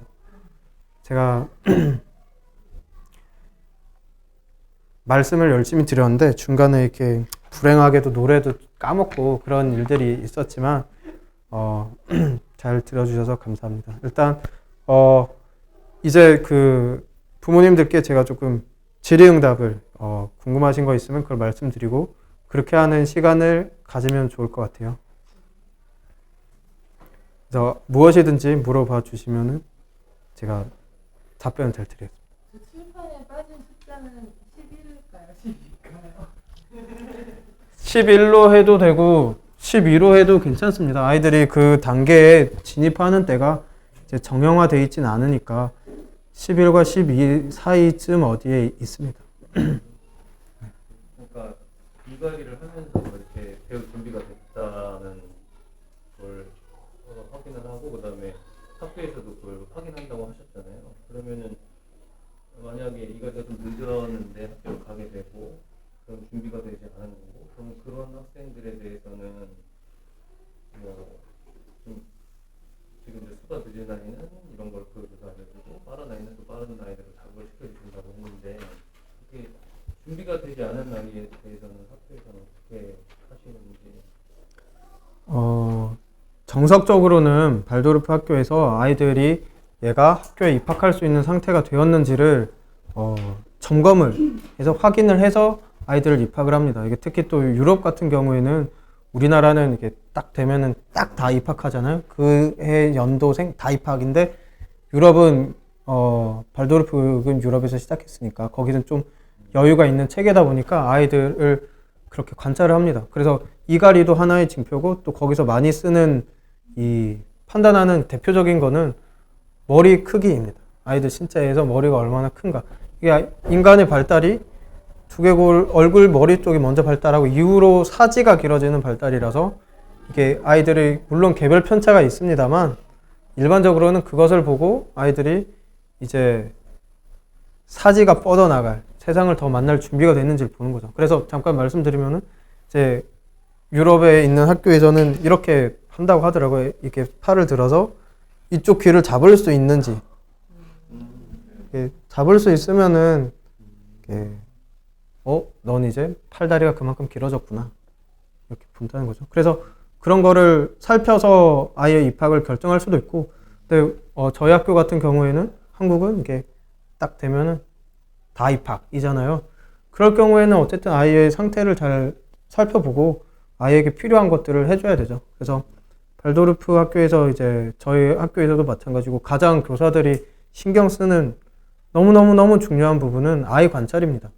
모든 수업은 이런 것들을 물론 교사들이 알고 배우지만 아이를 보고 아이가 어떤 반응을 갖는지 아이의 뭐 상태는 어떤지를 보고 수업을 가져가기 때문에 아이가 그런 단계가 안 됐는데 뭐 수세기를 나갈 수는 없는 거잖아요. 그래서 그런 아이 관찰, 저희 학교 역시도 아이 관찰 같은데 정말로 교사회가 노력을 하고 있고, 또 저희 학교에는 그 학교 의사로 그 정신과 전문의인 김학철 선생님이 계세요. 김학철 선생님이 여기 검색하면 나오는 베스트셀러 작가인데 그게 제목이 뭐죠? 스스로 마음을 지키는 아이라는 책 이제 저자이신데, 김학철 선생님과 같이 이렇게 아이 관찰을 더 잘할 수 있는 그런 멘토링 같은 것도 진행하고 그런 것들이 되게 중요하죠. 발도르프 학교에서. 그 하이 감각에서 네 가지 감각을 말씀하셨는데 청각은 언제 어디에 들어가나요? 아이 그런 저를 시험하시는 청각은 어떨 것 같으세요? 청각은 어디 사회감각에 들어가요? 들어간다고 생각했었거든요. 근데 그냥 내가 네. 네. 말씀하시고 그 사람 말씀 안 하셔서 아 이거 뭔가 좀 더 고차원적으로 뒤에서 네. 소통하는 건가 보다 애들과 나는 혼자만 생각을 했죠. 네, 맞습니다. 청각은 여기 중위 감각에서도 이렇게 위쪽에 배치되어 있습니다. 그게 그냥 듣는 작용만을 뜻하지 않기 때문인데요. 그런 건 균형 감각은 결국 이 귀 안에 있는 세방고리관과 연결이 되어 있죠. 그래서 그런 단순히 듣는 이 음파가 내 고막을 때리는 그 감각은 그런 하위 감각에서 균형 감각과 같이 발달을 하는 것이고, 청각이라는 거는 사실은 이 의미는 경청입니다. 상대방의 말을 내 안에서 가져오려면 잠깐 내가 내 안에서 내 말을 멈춰야 되잖아요. 그리고 상대방의 말을 내 안에 다 담고, 그 경청의 능력은 사실은 어렵죠. 진짜 저희 반 애들이랑 대화해 보면 아이들 경청이 안 되죠.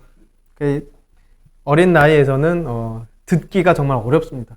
말하기에 포커스를 맞추지. 자, 내 말 잘 들어. 왜 말을 안 들어? 말을 듣기 어렵죠, 아이들이.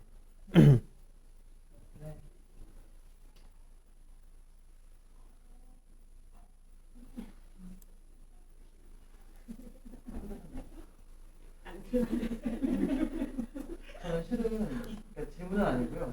되게 아이러니하게 옆집에 사시는 분이 반년 이상 정말 긴 얘기를 안 하셨던 분인데 하필이면 오늘 제가 오늘 일정이 되게 빡빡한 날이었는데 서 있는 저를 두고 1시간을 왜 발도록 학교를 보내는지에 대해서 본인의 그 회의적인 거에 대한 질문을 끊임없이 하시는 거예요. 그래서 제가 개인적으로 제가 어떤 것들을 느끼며 왔는지 얘기하다 보니까 제 인생을 다 얘기를 해야 되는 거죠. 너무 길다 보니까는 시간 안 됐지만 1시간 정도가 됐는데 선생님이 오늘 이 강의를 정리해서 이분이 고등학교 선생님이셨대요. 수학 선생님. 그래서 절대로 보내면 안 된다라는 얘기를 하셔서 제가 이거를 저의 언어대로 1시간 정도 얘기를 한 것 같은데 이렇게 전달을 하면 제일 이해가 쉽지 않을까. 저는 아까 박 교수님이 한글 그 강의 책자를 빌려드리겠다라고 하려고 했는데 지금 알려줬던 정보들을 보내드리는 게 가장 간단하겠네요. 감사합니다. 네, 그래서 결국에 발도르프 교육의 이제 중요한 방법론은 아이들의 이 배우는 이 내용이 허공에 떠 있는 어떤 활자가 아니라 어떤 감각 세계, 어떤 경험 세계에서 출발을 했는가, 그것을 아이들이 느낄 수 있게 하는 데 있습니다. 수학을 그냥 2는 4 외우는 것이 아니라 아이들의 경험으로 그 경험 세계와 연결시키는 데 있고요. 그리고 이게 또 그런 그 감각, 12감각, 그런 발도르프 교육에서 이해한 감각도 말씀하시니까 그런 부분들이 이제 학교에서 보면은 정말로 많이 느껴져요. 아이들이 균형 감각이 모자란 아이들. 애들이 그게 정말로 이유가 있을 것 같은데, 이제 키가 크고 몸이 크고 이도 막 다 연구치 다 나서 8살에 오는 아이들이 있어요. 그런 애들 몸도 크고. 근데 그런 아이들일수록 균형 감각이 이제 안 맞는 경우가 많더라고요. 그래서 그런 아이들은 당연히 이제 뛰거나 할 때 이제 차이가 납니다. 뛰는 건 고도의 균형 감각이 필요하기 때문에. 그래서 그런 것들이 말씀드렸다시피 감각이 안정되지 않으면은 그 다음 단계인 수업으로 잘 이루어지지 않으니까 점점 더 발도르프 교육과 발도르프 학교 선생님들에게서는 이 도움 수업이라는 분야가 강조되고 있습니다. 도움 수업은 말씀드렸다시피 이 하위 감각, 감각 발달을 보완하고 지지하는 그런 이제 분야, 교수법인데, 그런 거를 이제 저희 학교에서도 그 중요성이 정말로 체감되기 때문에 선생님들이 그런 전문 과정을 밟고 계시기도 하고, 또 김광선 박사님이라고 미국에서 이 박사 학위 따고 또 그 교수 생활도 잠깐 하시다가 발도르프 교육을 받아들이시면서 발도르프 특수교육으로 이렇게 가신 분이 계시는데, 그분이과 같이 협업하면서 어떤 책들을 출간하기도 하고, 또 그분이 멘토링 해주기도 하고, 많은 이렇게 많이 배우는 거죠. 그래서 정말로 이 분야, 하위 감각의 발달, 그리고 그거의 지원, 지지, 보완, 이런 것들이 정말 중요해지고 있는 것 같습니다. 학교에 양평대학교 학교 제가 뭐 인스타 팔로우도 하고 있고 소식을 잘 듣고 있는데 감사합니다. 이제 전 아직 4살이고 또 여기 보내시는 분들도 계신데 뭐 제가 뭐 기우일 수도 있는데요.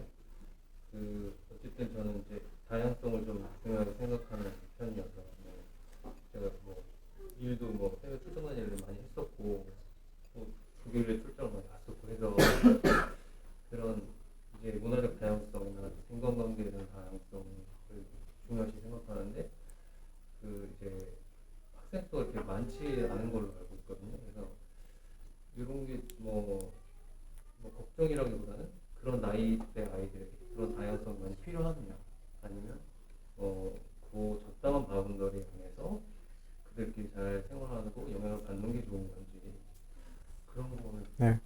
사실 정말 자주 듣는 질문이에요. 그리고 그래서 뭐 다행스럽게도 이렇게 편하게 답변 드릴 수 있어서 다행이죠. 이렇게 궁금해하시는 부분을 답변 드릴 수 있어서.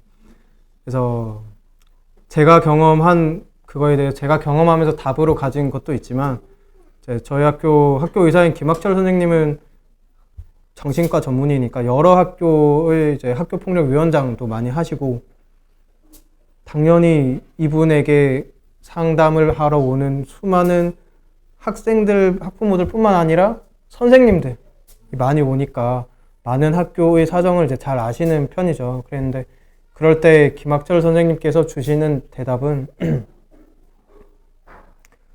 뭐 그거 매번 비슷한데 학생이 한 반에 여러 명, 30명 있어도 30명과 다 관계 맺는 것이 아니라 결국에는 관계 맺는 그 그룹은 정해져 있는 것이고 그 다음에 이 아이들과 문제가 생겼을 때 작은 저희 같은 학교 분위기에서 갖는 장점은 아이가 이 문제가 어떤 생겼을 때 이 문제로부터 쉽게 도망갈 수 없다는 것이 이상하게도 장점이죠. 왜냐하면 그 문제는 서로가 맞물려서 일어나는 것이 대부분의 경우인데 이쪽도 그것을 해결하지 않으면은 물론 교사나 어른들이 조금 교육적으로 보조해야죠. 너가 너를 이렇게 괴롭히는 상황, 비슷한 상황이 있다면은 그것이 너에게도 좋지 않고 너에게도 좋지 않아 라는 것을 알 수 있는 그런 좀 교육적인 보조적인 역할이 필요한데 그게 이루어진다면 아이들은 저절로 배울 수 있어요. 내가 얘랑 사이 좋지 않은 것은 나에게 좋지 않구나. 사실은 제가 그런 방법을 통해서 저희 반에 평화를 얻었거든요. 그런데 그 평화는 제가 싸우지 마. 싸우면은 너 뭐 벌점이야. 혹은 뭐 사탕 안 줄 거야. 보다 얘네가 알고 있기 때문에 그 평화는 훨씬 더 튼튼하고 어느 상황에서든지 아이들은 그런 자기들 사이의 관계의 균형을 만들어내더라고요. 왜냐면 아니까 내가 얘랑 싸웠는데 난 얘를 내일도 봐야 되고 그 다음날도 봐야 되고 얘랑 계속 놀아야 돼. 그럼 해결해야 되는 거죠. 내가 멈추자, 접자. 그런 식으로. 그래서 그런 것들이 제가 느끼는 장점이고 김학철 선생님 역시도 그런 점들이 이 학교의 장점이다. 학폭위원장 하면은 결국에는 그냥 너 이만큼 잘못, 너 이만큼 잘못해서 이제 뭐 격리시키고 하면은 결말은 그냥 이것이 왜 그런 싸움이 됐는지는 아무도 볼 필요도 없고 아무 볼 생각도 안 하고 그냥 기계적으로 판결 내리듯이 그냥 해서 끝나면 얘네 사이는 어차피 다시 돌아오지도 않고 그런 얘기는 해주시더라고요. 그럼 이제 그 배움의 측면에서 지금 이제 그런 뭐 약간 부정적이었다면 배우는 거에서도 누가 저걸 해내네, 나도 할 수 있네 그런 쪽에서도 사람이 많은 게 나은 건지 아니면 뭐 적당한 수가 나은 건지. 그래서 이게 애들이 어느 정도 규모의 이제 그룹을 이루고 지내는가라는 것이 이게 옛날 원시시대에 자연 발생적으로 돌아다니는 그 유목 상태의 그런 집단은 그 수가 30에서 50명을 안 넘었대요. 그래서 마찬가지로 오늘날에도 정말로 그 관계 맺고 지내는 인간 수를 따지면은 성인들이 그 수가 30에서 50명을 안 넘는데요. 그래서 그 정도 규모가 실질적으로 이렇게 관계를 형성해 나가는 규모라는 것이 이제 어떤 이제 인류학자들의 이제 연구이고요. 그래서 저희 학교도 보면은 저희 반 애들 적은데 대신에 저희 학교 애들은 전교생이 다 놀아요. 왜냐하면 그러지 않으면 자기들이 원하는 놀이 수가 안 되니까. 그래서 재밌게도 1학년부터 7학년까지 같이 놀아요. 그리고 그게 되나 싶은데 되더라고요. 그래서 그런 게 되고, 그리고 또 저희는 저희 양평자유 발도르프 학교는 적정 학급당 인원수를 이제 15명을 넘지 않으려는 목표를 가지고 있어요. 그런데 지금은 15명에는 못 미치는 수고요. 그리고 저희도 당연히 15명이 되면 좋겠다고 생각하고 있어서 그것이 이제 15명을 넘어가는 이제 아주 큰 규모의 학교가 아니기를 바란다는 것이지, 이제 사실 그 말씀처럼 관계 측면에서도 교육적 측면에서도 적정 인원수가 중요하죠. 그리고 제가 생각하기엔 양평자유 발도르프 학교는 머지않은 미래에 달성할 것 같습니다. 이렇게 오늘도 많은 분들이 오시고 많은 관심을 받고 있기 때문에. 저는 이 얘기를 하고 싶은데 저희 아이는 1학년이에요. 예, 그런데 정말 극소수죠. 근데 한반에. 근데 여기에서 제가 실제로 아이랑 같이 생활하면서 느끼는 게 뭐냐면 다양한, 그러니까 우리가 보기에는 그 명수가 적거든요. 막 일반 학교가 지금 몇백 명이잖아요. 근데 저도 그런 마음이 있었어요. 근데 아이가 학교 생활하면서 여러 가지 일들을 같이 경험하고 느끼는 게 뭐냐면, 아까도 저는 학습이 밖에서 들어오는 것들에 대한 것들을 받아들이는 것이 아니고 내가 가지고 있는 것들을 발현시키기 위한 준비인 거잖아요. 근데 이렇게 모여있는 집단이다 보니까 그 인간에 대한 다양성들을 아이들이 겪게 돼요. 그리고 계속 그 서로 간의 인사이트를 보게 되더라고요. 근데 이거는 이론이 아니고 실제로 보다 보니까 저 개인적으로 야, 이게 되는구나 이게. 그러니까 그런 거는 거의 드림팀이고 굉장히 이상적이라고 생각을 했는데 양평 자유학교에서는 가능하더라고요. 그래서 저로 하여금 야, 내가 이런 것들에 뭐가 났었구나라는 거를 돌아보게 하는. 그래서 이 얘기는 꼭 해드리고 싶었어요. 그러니까 외형적으로 들어가기 전에 분명히 고민이 되죠. 인원수가 너무 작다라는 거에 대한. 저도 그랬었었고, 왜냐면 저희 아이는 굉장히 외향적인 아이인데 이 아이가 과연 적응이 가능할까라는 부분이었는데, 실은 그 인원에서 이 아이가 그러니까 관계 속에서 배우게 되고 또 아이들이 되게 다양해요. 그러다 보니까 그런 것들에 집중해서 보게 되고, 더 아이러니하고 재밌는 건 뭐냐면 교사와 학부모들이 같이 그걸 바라봐준다는 거예요. 예.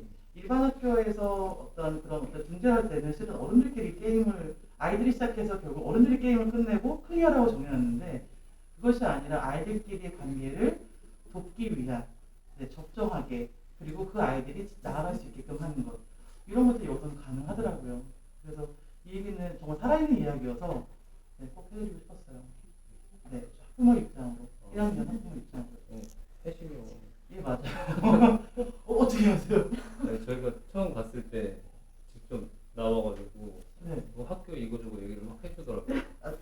해심인가요? 네, 그래서 저는 되게 네. 좀 학년이 있는 줄 알았는데 그래가지고 예. 네. 네. 감사합니다. 네. 전혀 뭐 제가 부탁했거나 그러지 않은 아주 진실한 아, 말씀이십니다. 이 얘기를 안 하시길래 좀 답답해서 이게 팩트인데. 네, 진실한 목소리가 참, 진실한 목소리는 참 아름답네요. 네.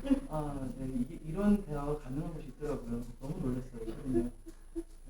저도 긍정적인 걸 가지고 계속 이렇게 팔로우하고 있어가지고 많이 걱정하고 이런 건 아니고 저 지금 4살밖에 안 되다 보니까 그냥 뭐 앞으로 우리 아이가 간다면 어떤 걸까 해서 질문드려요.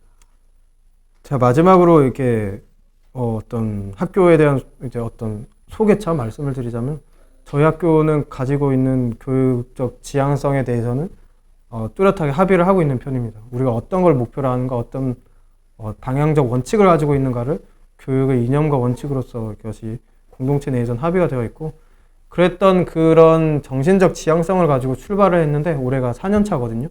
4년차가 되다 보니까 이제 그것들이 우리가 그런 정신성을 현실에서 우리는 하고 있어, 이것을 해 나왔어, 그리고 그걸 쌓아왔어 라고 보여드릴 수 있는 결과물들이 자랑스러울 만한 결과물들이 꽤 이제 축적이 됐습니다. 그런 시간들, 경험들이. 그래서 그런 거에 대해서 이제 더 잘 자랑해야겠다 싶어서 그런 걸 알리는 그런 이제 홍보 브로셔 같은 것도 만들었고요. 그래서 잘 보여드릴 수 있을 것 같습니다. 그런 거에 대해서 인스타 이렇게 하셨듯이 계속 잘 지켜봐 주시면 좋을 것 같습니다.